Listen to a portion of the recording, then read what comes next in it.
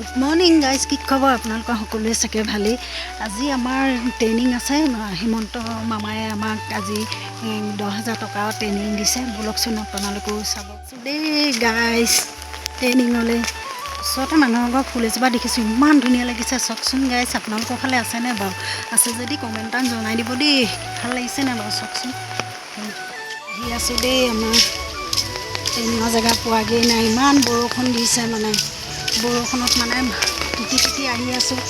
মামায়েও এতিয়া আমাক 10,000 টকাটো ভৰাই দিলেই হয়। বৰষুণত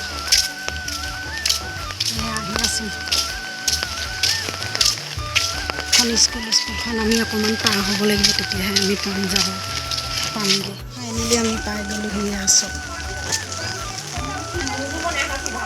এয়া মহিলাসকল আমাৰ ট্ৰেইনিঙৰ কাৰণে বহি আছেহি। আহি ঘৰত কাম বন কৰি ল'ৰা ছোৱালী স্কুললৈ পঠিয়াই মামায়ে আমাৰ পইচাটো ভৰাই দিলেই হয়। এতিয়ালৈকে ট্ৰেইনিংটো হোৱা নাই, বাইদেউ অহাই নাই বাৰু। বাইদেউ আহিব আৰু অলপ পাছতে।